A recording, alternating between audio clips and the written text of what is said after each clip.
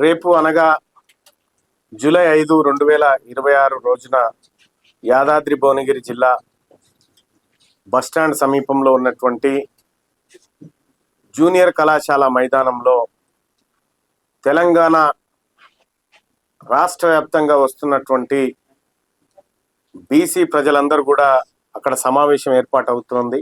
ఆ సమావేశాన్ని తెలంగాణ రాజ్యాధికార పార్టీ నిర్వహిస్తూ ఉంది. ఈ సమావేశం ఒక చారిత్రాత్మకమైనటువంటి సమావేశం. సరిగ్గా అదే మైదానంలో ఏదైతే చనిపోయి అమరుడైనటువంటి గద్దరన్న మొట్టమొదటిసారిగా అమ్మా తెలంగాణ మా ఆకలి కేకల గానం అనేటువంటి పాట మొట్టమొదటిసారిగా అక్కడే పాడిండు. అలాగే తెలంగాణ జనసభ లాంటి సభలను బెల్లి లలితక్క ప్రారంభించినటువంటి స్థలం అది. అనేక మంది ఉద్యమకారులకు వేదికైంది ఆ కళాశాల మైదానం. సేమ్ అక్కడే ఆ చారిత్రాత్మకమైనటువంటి ప్లేస్లోనే అత్యంత చారిత్రాత్మకమైనటువంటి సభను నిర్వహించబోతా ఉన్నాం. ఇది జయశంకర్ సార్ తెలంగాణ ఉద్యమంలో ఒక మాట చెప్పేవాడు. తెలంగాణ ఉద్యమం ముగిసిన తర్వాత మళ్ళీ ఒక ఉద్యమం పుట్టాలి అనేటువంటి మాట చెప్పినాడు. ఆ ఉద్యమమే ఈ ఉద్యమం. ఈ ఉద్యమంలో చాలా క్లారిటీగా తెలంగాణ రాజ్యాధికార పార్టీ చెప్తా ఉంది. ఎవరెంతో వారికంత అనేటువంటి మాట చెప్తా ఉంది. మా ఆత్మగౌరవ గీతంలో కూడా అదే మాట చెప్పినాం. ఎవరి సొమ్ము ఎవరు తినగొడకు, ఎవరెంత ఉన్నారో వాళ్లకు అంత వాటా దక్కాల్సిందే. అన్ని విషయాల్లో అది ఆర్థికం కానీ, లేదంటే సంపద పంపిణీ కానీ, అధికారం కానీ, ఉద్యోగం కానీ అన్నిట్లలో సమాన వాటా దొరకాలనేటువంటిది జయశంకర్ సార్ కలలుగన్న తెలంగాణది. ఆ తెలంగాణను సాకారం చేయడం బీసీలుగా మా ముందున్నటువంటి అంశం. అందుకోసమే ఆ కీలకమైనటువంటి సమావేశాన్ని ఏర్పాటు చేయడం జరిగింది. ఇవాళ దొడ్డి కొమరయ్య గారి వర్ధంతి. యాక్చువల్గా జూలై 4 తారీఖు రోజే మేము ఈ సభను అంటే ఇవాళే పెట్టాలనుకున్నాం. కానీ ట్రాన్స్పోర్టేషన్ ఇతర అంశాలను పరిశీలించిన తర్వాత ఆదివారం రోజు అయితే బెటర్ అనేటువంటి ఉద్దేశంతో జూలై 5 తారీఖు దాన్ని నిర్వహించడం జరుగుతూ ఉంది. అయితే ఈ సమావేశం తర్వాత తెలంగాణ రాష్ట్ర వ్యాప్తంగా ఒక భారీ పాదయాత్రకు తెలంగాణ రాజ్యాధికార పార్టీ ప్లాన్ చేస్తూ ఉంది. ఆ డేట్ను కూడా అతి త్వరలోనే మీ అందరికీ అనౌన్స్ చేయడం జరుగుతూ ఉంటుంది. మరీ ముఖ్యంగా నేను డిజిటల్ మీడియాని ఒక విషయానికి కోసం మీ అందరినీ ఆ సభకు రావాల్సిందిగా ఆహ్వానిస్తా ఉన్నా. ఎందుకు ఆహ్వానిస్తున్నా అంటే ఈ చారిత్రాత్మకమైనటువంటి అంశం, అందులో జరిగేటువంటి పరిశోధనతో కూడినటువంటి చర్చ, అది అందరికీ రావాల్సినటువంటి సబ్జెక్టు. ఎందుకంటే చాలా మంది ప్రొఫెసర్లు కొన్ని నెలల పాటు దానిపైన రీసెర్చ్ చేసి బయటికి తీసుకొస్తున్నటువంటి సందర్భంలో దాన్ని నేనే ప్రజెంట్ చేయబోతా ఉన్నా.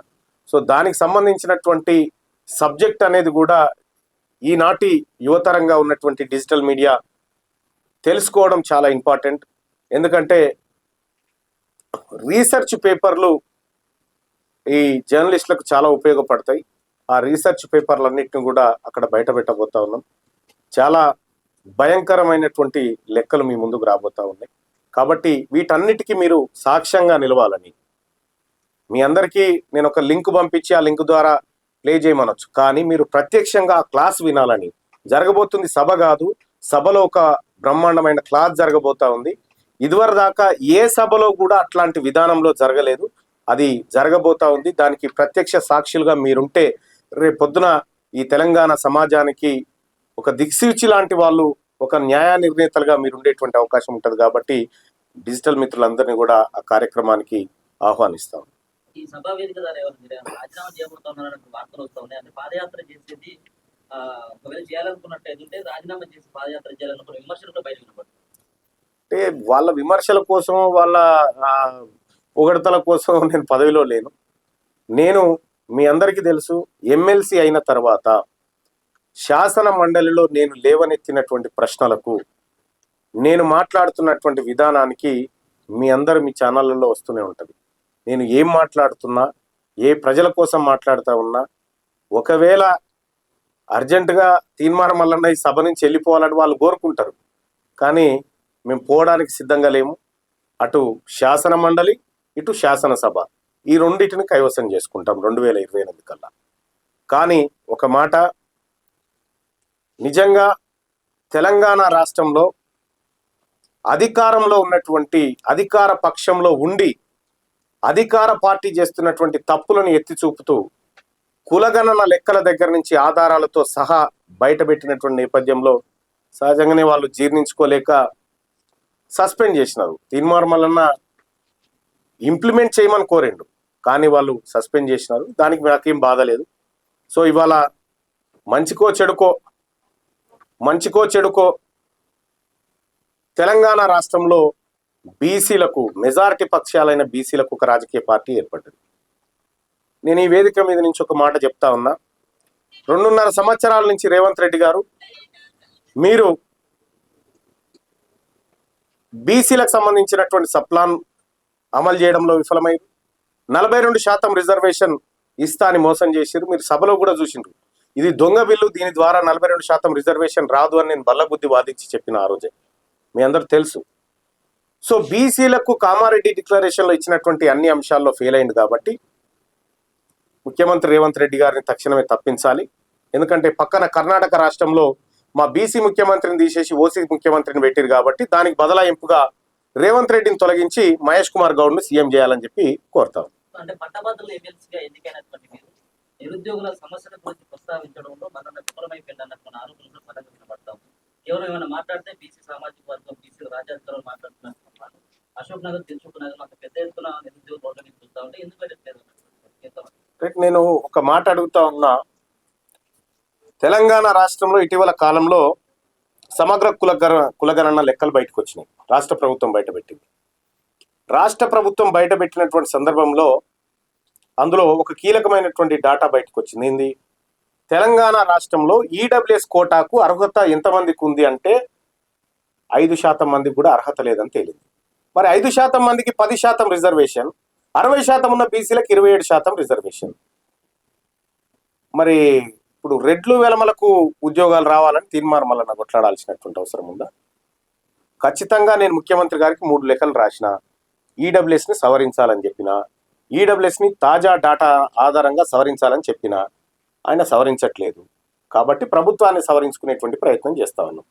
తెలంగాణ రాష్ట్రంలో నిరుద్యోగ సోదరులకు చెప్తా ఉన్నాం, ఇవాళ ఆడ ఆడ ఆడ బోర్డు ఉంటుంది, క్లాస్ అది తీసుకురా. ఇక్కడ తీన్మార్ మల్లన్న నిరుద్యోగుల కోసం చేస్తున్నటువంటి కృషికి ఇటీవల నాకు ఒక అవార్డు ఇచ్చినారు. తీన్మార్ మల్లన్న ఎడ్యుకేషన్ యాప్ అని ఒకటి 2-3 సంవత్సరాల క్రితం ప్రారంభిస్తే కొన్ని వేల మంది దాని ద్వారా ఉద్యోగాలు పొందినారు.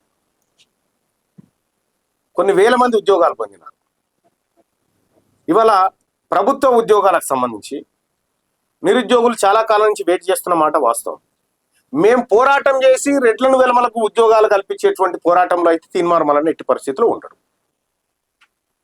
ఇది సవరించిన తర్వాత నోటిఫికేషన్లు వేయాలి, మా బిడ్డలకు 42% రిజర్వేషన్ ఇచ్చి నోటిఫికేషన్ వేయాలనేటువంటి ఉద్దేశంతో ఇదిగో ఇటీవల కాలంలో ఈ యాప్ ద్వారా చదువుకుంటున్నటువంటి పిల్లలు, తీన్మార్ మల్లన్న ఎడ్యుకేషన్ అనే యాప్ ఉంటుంది. ఒకే ఒక్క రూపాయికి గ్రూప్ 1, గ్రూప్ 2, గ్రూప్ 3 అన్ని కోర్సులను ఫ్రీగా అందించాలనేటువంటి ఉద్దేశంతో చేస్తున్నటువంటి ఒక ప్రయత్నం. సో ఎడ్యుకేషన్ విషయంలో కానీ నిరుద్యోగుల విషయంలో కానీ నాకు ఎలాంటి డౌట్ లేదు. నేను ఖచ్చితంగా నిరుద్యోగుల పక్షాన, మెజారిటీ నిరుద్యోగులుగా ఉన్నటువంటి బీసీల పక్షాన, ఎస్సీ ఎస్టీ మైనారిటీల పక్షాన ఖచ్చితంగా మాట్లాడతా.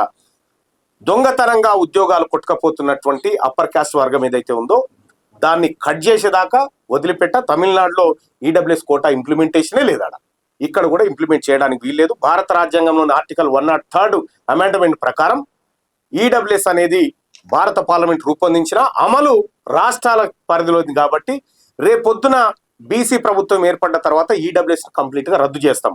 ఇప్పుడున్నటువంటి నిరుద్యోగులు నిజంగా నష్టపోయారని భావిస్తే ఏజ్ రిలాక్సేషన్ ఇచ్చైనా సరే మళ్ళీ వాళ్ళని ముందుకు తీసుకొస్తాం తప్ప ఎట్టి పరిస్థితుల్లో మా ఉద్యోగస్తులకు అన్యాయం జరగని. ఇప్పుడు బీఆర్ఎస్ అండ్ కాంగ్రెస్ పార్టీకి సంబంధించిన నేతల మధ్య మాటల వారు నడుస్తా ఉన్నది. సో మీరు ఒక ఎమ్మెల్సీగా ఎట్లా చూస్తున్నారు? ఇప్పుడు నేనేమంటున్నా, మీరు అప్పు గింత చేసినారు, 4.5 లక్షల కోట్ల అప్పు చేసినారు అని చెప్పేమో బీఆర్ఎస్ వాళ్ళు చెప్తా ఉన్నారు. 7 లక్షల కోట్ల అప్పు చేసినారనేమో కాంగ్రెస్ వాళ్ళు చెప్తా ఉన్నారు. నేను ఒకటే మాట చెప్తా ఉన్నా, ఈ 4,81,000 కోట్ల అప్పు చేసామని చెప్పి బీఆర్ఎస్ వాళ్ళు చెప్తారు కదా, 4,81,000 కోట్లకు మీరు వీళ్ళు చేసినటువంటి 2 లక్షల కోట్లకు ఫస్ట్ మీరు జమనాత్ ఉండరు. దానికి ఫస్ట్ మీ పార్టీలు తెలంగాణ రాష్ట్రంలో ఈ ప్రజల పేరుతో చేసినటువంటి అప్పులకు బీఆర్ఎస్ పార్టీ జమనాత్ రాసియండి, ఇటు కాంగ్రెస్ పార్టీ జమనాత్ వేసి రాసియండి, అప్పుడు మాట్లాడతాం. మీరు పేద ప్రజల పేరు చెప్పి దొంగతనంగా ఈ 2 పార్టీలు ప్రజా సంపదను లూటీ చేసినాయి. ఎవరి పేరు చెప్పి తెచ్చిరు అవి? ఇక్కడ ఉన్న వాళ్ళందరి తలకాయలు తాకట్టు పెట్టి తెచ్చారు. కేసీఆర్ కొడుకు తాకట్టు పెట్టిరా ఏమన్నా? కేసీఆర్ ఆస్తులా లేకపోతే రేవంత్ రెడ్డి ఆస్తులు తాకట్టు పెట్టిరా? పెట్టలేదు కదా. కాబట్టి మీరు అప్పు చేసిరని మీరు అంటారు కాబట్టి మీరే వాటికి జమనాత్ ఉండండి. ఒకవేళ ప్రజలు కట్టడంలో విఫలమైతే మా పార్టీలు కడితే అని ఒప్పుకోండి, చూద్దాం, మేము మాట్లాడతాం. కాబట్టి ఇది ఒక దొంగ నాటకం అంతే. ఇది కాలం గడుపుకోవడానికి, ప్రజా సమస్యలను పక్కదారి పట్టించి పబ్బం గడుపుకోవడానికి ఈ 2 పార్టీలు ఆడుతున్నటువంటి డ్రామా. మీ సభ ఎన్ని గంటలు స్టార్ట్ అవుతుంది? అసలు ప్రభుత్వానికి మీరు ఎలాంటి సూచనలు ఇవ్వబోతున్నారు? సూచనలు కాదు, భూకంపమే చేస్తాం. సూచనలు ఏం లేవు. మేము సూచనలు ఇచ్చే స్థాయి అయిపోయింది. ఎందుకంటే వాళ్ళు ఇంప్లిమెంట్ చేయాల్సినటువంటి అంశాలను పక్కదారి పట్టించారు కాబట్టి మేము ఏం చేయబోతున్నామో రేపు సభలో చెప్తాం ఖచ్చితంగా. సభ 2 గంటలకు ప్రారంభం అవుతుంది. ఇదివరకు రకరకాల ధూమ్ధాములు చూసారు కదా, ఇది కొత్త తరహా ధూమ్ధామ్ ఉంటుంది. ఇక్కడ కొత్త తరహా ఉంటుంది, ఒక సరికొత్త విధానంలో ఈ ప్రోగ్రాం ఉంటుంది, సాంస్కృతిక విభాగం ఉంటుంది. ఆ తర్వాత చాలా కీలకమైనటువంటి అంశాలను వివిధ రూపాల్లో మీ ముందుకు తీసుకొచ్చే ప్రయత్నం చేస్తాం. సాయంత్రం 6 గంటల వరకు సాగుతుంది. భువనగిరి అని కాదు, నాది వాస్తవానికి నా కాన్స్టిట్యున్సీ ఆలేరు కాన్స్టిట్యున్సీ. ఇప్పుడు నేను ఎమ్మెల్సీగా కూడా ఆలేరు కాన్స్టిట్యున్సీ ప్రోటోకాల్లోనే ఉన్నాను. భువనగిరిలో పెట్టడానికి ఒక చారిత్రాత్మకమైనటువంటి నేపథ్యాన్ని మీకు ముందే చెప్పిన. అదే వేదిక మీద కొండా లక్ష్మణ్ బాపూజీ, అదే వేదిక మీద జయశంకర్ సార్, అదే వేదిక మీద గద్దరన్న, అదే వేదిక మీద బెల్లి లలిత, అదే వేదిక మీద మారోజు వీరన్న లాంటి వాళ్ళు సేమ్ ఏ వేదిక మీద నుంచే అయితే వాళ్ళు ఈ ప్రజా శ్రేయస్సును కోరుతూ ఉద్యమాలు నిర్మించారో ఆ వేదికను ఎంచుకున్నాం. కానీ స్థలానికి ప్రాధాన్యత ఉంది తప్ప కానీ మాకేం ప్రాధాన్యత లేదు. దాంట్లో ఆ స్థలానికి ఒక చారిత్రాత్మక ప్రాధాన్యత.